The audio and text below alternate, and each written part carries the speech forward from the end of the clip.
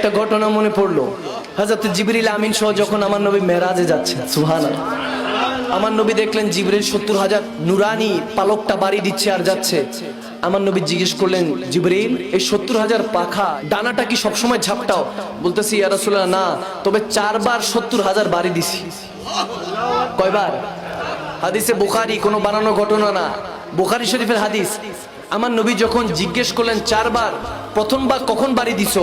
জিবরিল আমিন বলতেছেন, ইয়া রাসূলুল্লাহ, যখন ইউসুফ আলাইহিস সালামকে তেনার ভাইরা কুয়ার মধ্যে নিক্ষেপ করছিল। কিসের মধ্যে? কুয়ার মধ্যে। আল্লাহ ডাক দিল, জিবরিল, আমার ইউসুফকে তার ভাইরা কুয়ার মধ্যে নিক্ষেপ করছে, যাও তাকে বাঁচাও, নয়তোবা আমি সেই জাতি ধ্বংস করে দেব। যখন সেটা বললো, সাথে সাথে জিবরিল আমিন বললেন, আমি 70 পাখনা ডানা বাড়ি দিয়ে হযরত ইউসুফ আলাইহিস সালামকে ক্যাচ করলাম, ধরে ফেললাম। আমার নবী বলতেছে, মাশাআল্লাহ। এরপরে কখন বাড়ি দিয়েছো? বলতেছে, ইয়া রাসূলুল্লাহ, যখন ইব্রাহিম খলিলুল্লাহকে নমরুদ আগুনের মধ্যে নিক্ষেপ করছিল। আল্লাহ বললেন, যাও জিবরিল, আমার খলিলকে সেই বদবখত নমরুদ আগুনের মধ্যে ফেলছে, যাও জিজ্ঞেস করো আগুনটা গুলজার বানাবো কিনা, বাগান বানাবো কিনা। আমার ইব্রাহিম খলিলুল্লাহর উত্তর শুনেন, খলিলুল্লাহ বলছে, যিনি আগুনে নিক্ষেপ করছেন তিনিই বাঁচাবেন। সুবহানাল্লাহ বলো, তিনি বাঁচাবেন। জিবরিল বললেন, ওগো খলিলুল্লাহ, আগুনটাকে গুলজার বানিয়ে দিই। আল্লাহ বলেছেন, বলতেছে, না, আমার ভরসা আল্লাহ, আল্লাহই বাঁচাবেন। তখন সাথে সাথে আল্লাহর হুকুমে কুদরতে আগুনটা ফুলের বাগান বানিয়ে দিয়েছেন কে? চিল্লা বলো, কে? আমার নবী জিজ্ঞেস করলো, এর পরেরটা, তৃতীয় নাম্বারটা কি? জিবরিল বলতেছি, ইয়া রাসূলুল্লাহ, এর পরেরটা হলো হযরতে ইসমাইল যাবিউল্লাহর ক্ষেত্রে। যখন আল্লাহর পক্ষ থেকে কোরবানির হিসাব আসলো, ইসমাইল যাবিউল্লাহকে ইব্রাহিম খলিলুল্লাহ জবাই করবেন, কোরবানি করবেন, তখন দুজন দুজনকে পট্টি পরায় দিলেন। আল্লাহ তখনই সাথে সাথে খুশি হয়ে বলতেছেন, যাও জিবরিল, যাও ইসমাইলকে বাঁচাও, নয়তো আমার নাসলে মুহাম্মদ নষ্ট হয়ে যাচ্ছে। ইসমাইলকে বাঁচাও।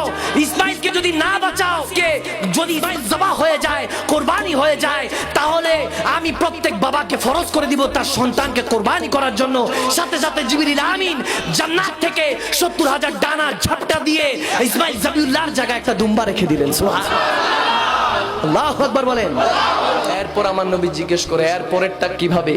বলতেছি, ইয়া রাসূলুল্লাহ, এর পরেরটা তো বড় মারাত্মক ছিল, ওটা আমি জিবরিল জীবনে ভুলবো না। আমার নবী বলে, কোন সময়? জিবরিল আমিন বলে, ইয়া রাসূলুল্লাহ, যখন উহুদের ময়দানে আপনি যুদ্ধ করছিলেন, আপনি উম্মতের খাতিরে যুদ্ধ করছিলেন, আল্লাহর পক্ষ থেকে ইসলামকে বাঁচানোর জন্য যুদ্ধ করছিলেন।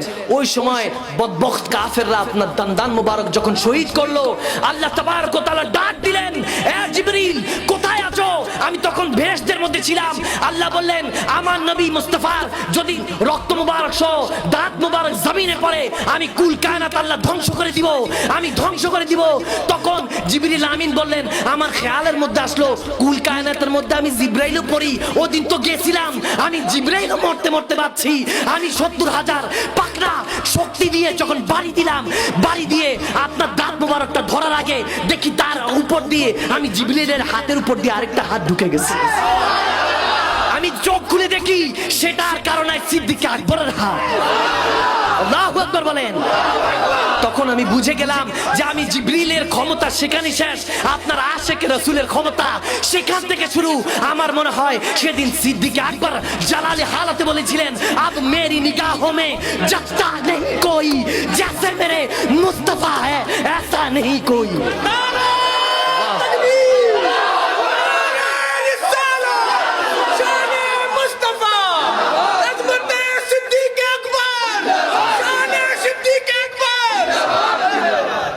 আল্লাহু আকবার বলেন।